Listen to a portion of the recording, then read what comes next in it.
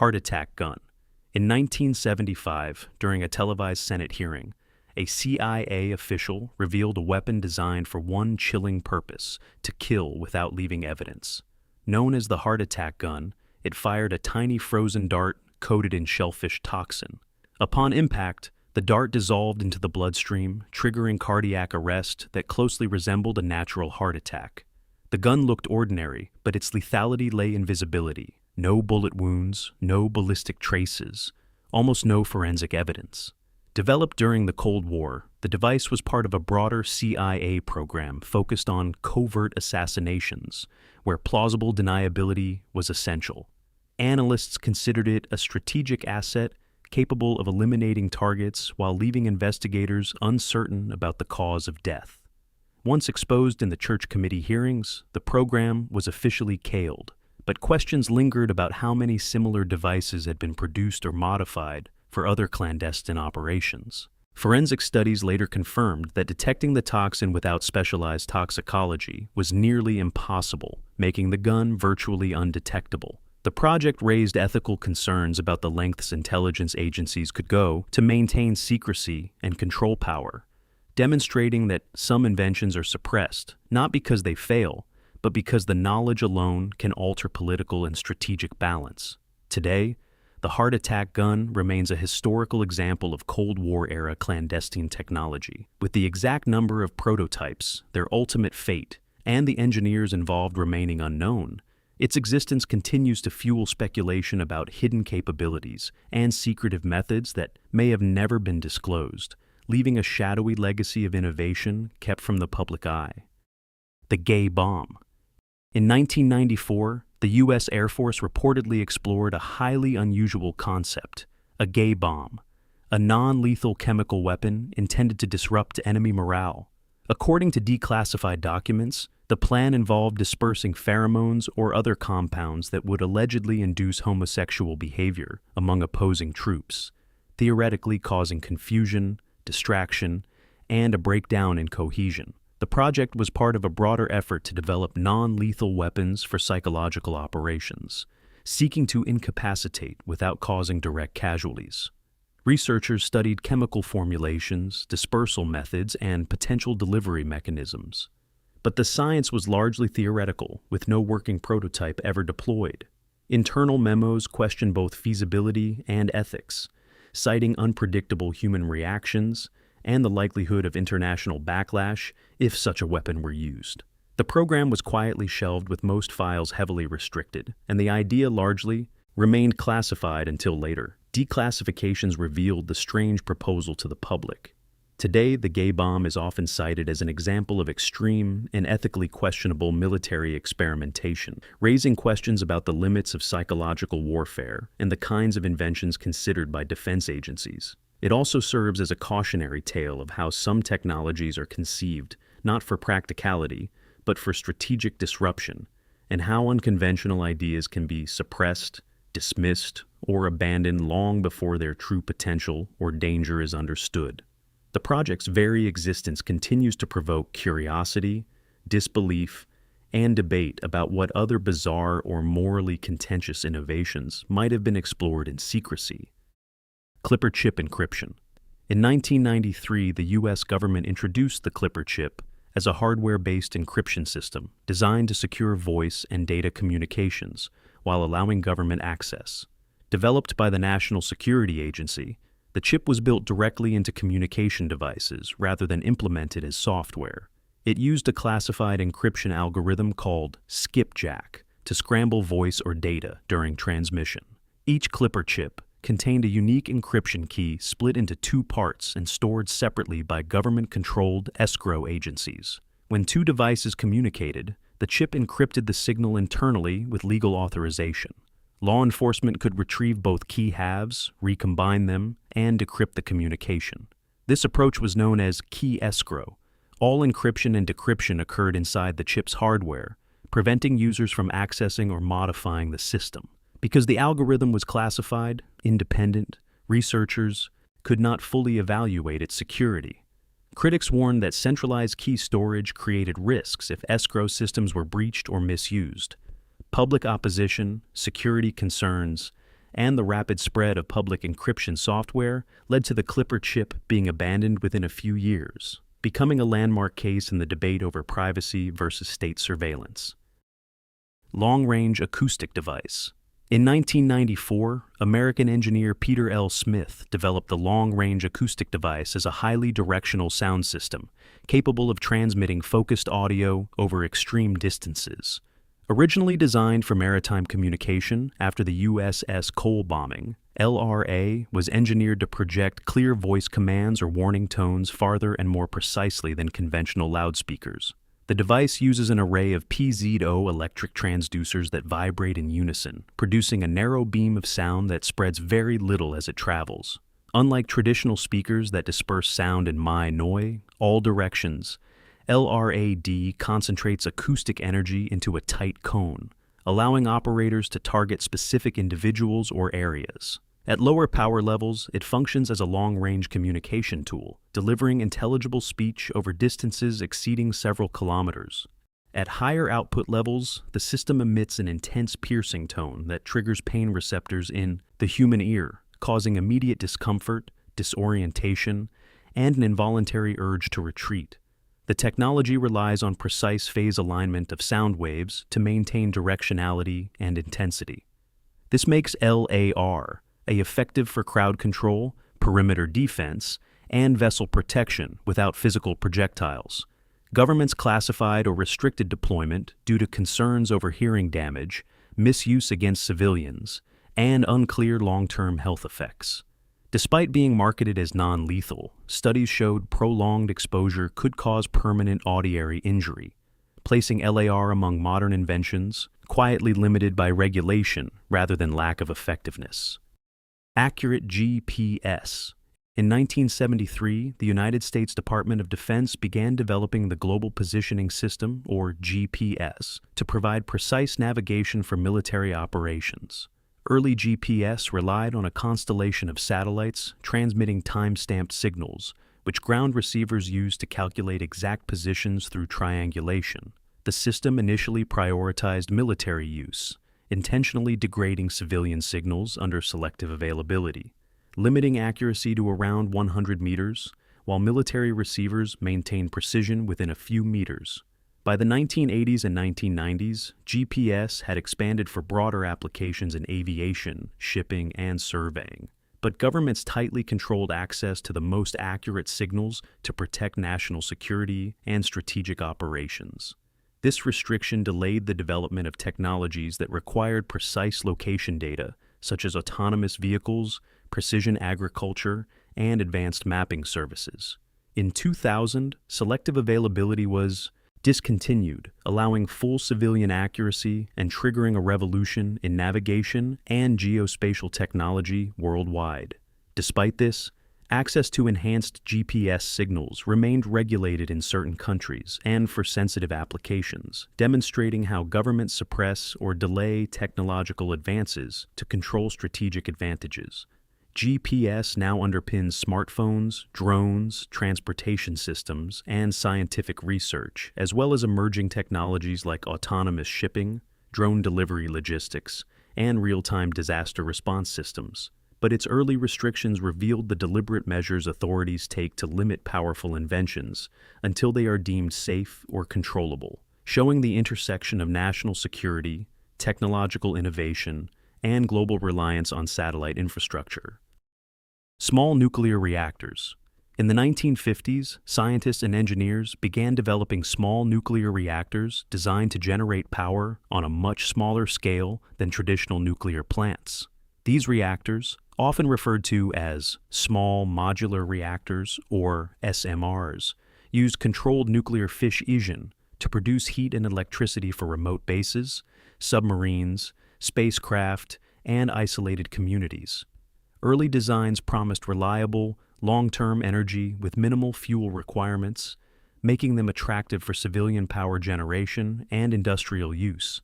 Some concepts even aimed to power cities, factories, or large ships for years without refueling. However, governments quickly restricted their development and deployment due to concerns over nuclear proliferation, security, and control of radioactive materials. Small reactors could be built and operated outside large centralized facilities, raising fears that they might be diverted for weapons research or operated without strict oversight. Regulatory barriers, classified research, high compliance costs, and public fear after major nuclear accidents further slowed civilian adoption. While military versions continued under secrecy, despite advances in safety systems, passive cooling, and meltdown-resistant designs, widespread use was delayed for decades. The suppression of small nuclear reactors shows how authorities limit decentralized energy technologies that could reduce reliance on centralized grids and state-controlled power systems, prioritizing control and risk management over faster technological progress. Blue boxes. In the early 1960s, hobbyists discovered a method to manipulate long-distance telephone systems using devices called blue boxes. At the time, telephone networks relied on in-band signaling, where control tones for routing calls traveled over the same channels as voice data. Blue boxes generated the exact frequencies required to trick the system into connecting calls without billing, enabling free long-distance calls and unauthorized access to operator functions. John Draper, nicknamed Captain Crunch, discovered that a toy whistle from a cereal box produced one of the necessary tones, and the technology was further popularized by early tech enthusiasts like Steve Wozniak and Steve Jobs, who built and sold blue boxes before founding Apple. Telecommunications companies and governments quickly classified blue boxes as illegal, prosecuting users and upgrading networks to out-of-band signaling to prevent abuse. The devices became an early example of hacker culture, illustrating how understanding and exploiting system vulnerabilities could bypass established infrastructure.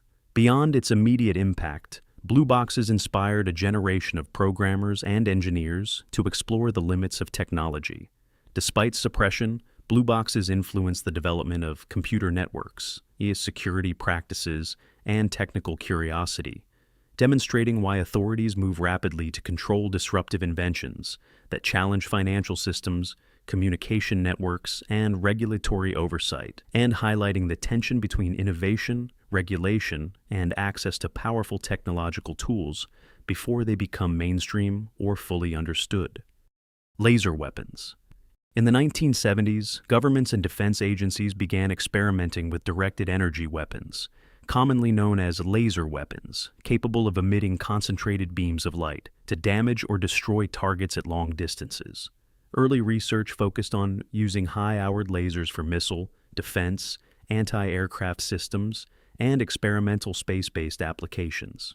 These weapons rely on precise targeting, beam focusing, and power modulation to deliver energy sufficient to heat, blind, or physically damage objects, vehicles, or personnel. Development faced technical challenges, including power supply limitations, beam dispersion through the atmosphere, and cooling requirements, which restricted deployment.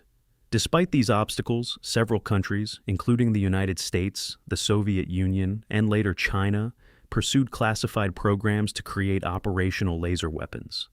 Governments tightly controlled research and restricted publication, fearing that widespread knowledge could allow adversaries to replicate or counteract the technology. Civilian awareness was minimal, with only limited patents and experimental reports released, giving the impression that laser weapons were decades away from practical use. Suppression and secrecy around laser weapon development illustrate how governments manage potentially transformative military technologies, controlling access, deployment, and knowledge to maintain strategic advantage while testing applications that could fundamentally change warfare, from precise non-lethal crowd control to disabling satellites and armored vehicles with unprecedented speed and accuracy. Facial recognition. In 1964, researchers began experimenting with early facial recognition systems that attempted to identify individuals by measuring key facial features such as eye distance, nose width, and jaw shape. These early systems required manual input and were slow and inaccurate, but they laid the foundation for automated biometric identification. By the 1990s, advances in computing power and digital imaging allowed facial recognition to shift toward algorithmic pattern matching, enabling faster and more scalable identification. Governments quickly recognized the technology's potential for surveillance, border control, and law enforcement, but also its risks. As accuracy improved in the 2000s with machine learning and later deep neural networks, facial recognition became capable of identifying individuals in real time from large databases and public camera feeds. This raised serious concerns about privacy, mass surveillance, misidentification, and abuse of power. Several governments restricted or quietly limited public deployment while continuing to use the technology internally for intelligence and security purposes. In some countries and cities, facial recognition systems were paused or banned outright due to public backlash and legal challenges, especially after evidence showed higher error rates for certain demographic groups. Despite these restrictions, development continued behind closed doors, driven by military intelligence and corporate interests. Facial recognition illustrates how a powerful identification technology can be simultaneously suppressed, regulated, and secretly expanded as authorities attempt to balance security advantages with public resistance and ethical concerns, often delaying transparency until the technology becomes unavoidable. Automatic weapons. In 1884, Hiram Maxim invented the first fully automatic machine gun designed to fire continuously as long as the trigger was held down, revolutionizing modern warfare. Automatic weapons use mechanical energy generated by recoil or gas pressure to load, fire, and eject cartridges without manual operation, allowing rapid fire at rates far exceeding standard rifles. Early designs were deployed in colonial conflicts in World War I, providing unprecedented firepower on the battlefield. Governments quickly recognized the tactical advantages and risks of automatic weapons, leading to heavy regulation and licensing. In the United States, the National Firearms Act of 1934 imposed strict registration, taxation, and ownership restrictions aiming to prevent widespread civilian use. Similar measures were adopted worldwide to control proliferation. Despite these regulations, automatic weapons influenced military strategy, police operations, and criminal activity, prompting ongoing debate about access, safety, and security. Suppression of civilian ownership and commercial development reflects governments' efforts to control technologies capable of causing mass destruction. While militaries continue to develop more advanced, precise, and compact automatic firearms, the legacy of automatic weapons demonstrates both the rapid advancement of firearm technology and the persistent tension between innovation, public safety, and regulatory control. Autonomous drones.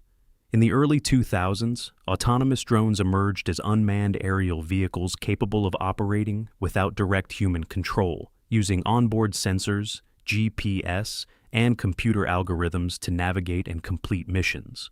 Initially developed by the military for surveillance, reconnaissance, and targeted strikes, these drones could follow pre-programmed routes, avoid obstacles, and adjust to environmental conditions without real-time input from operators. Their autonomy reduced the risk to human pilots and allowed operations in hostile or remote areas. Governments rapidly recognized both the strategic advantages and potential threats posed by autonomous drones, restricting civilian access and exporting controls under international arms regulations.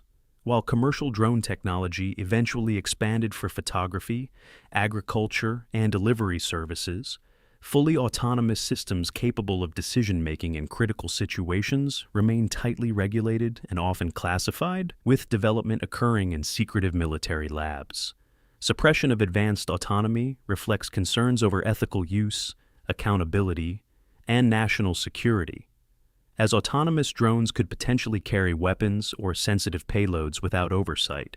The rise of autonomous drones illustrates how governments balance technological innovation with control, ensuring that potentially disruptive inventions do not spread until safety, legality, and strategic considerations are addressed. While ongoing research continues to push boundaries in AI, robotics, unmanned systems, and integrated battlefield networks that link multiple autonomous platforms together for coordinated operations.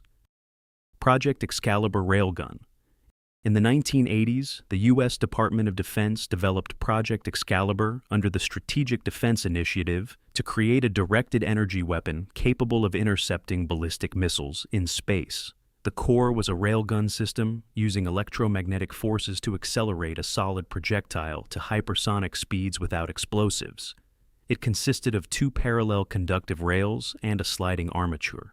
When a high current pulse traveled through them, a Lorentz force propelled the projectile along the rails at several kilometers. The design allowed destruction through kinetic energy alone, making it precise over extreme distances. Prototypes required massive energy sources, including capacitor banks, storing hundreds of megajoules and cooling systems to prevent rail damage from immense currents.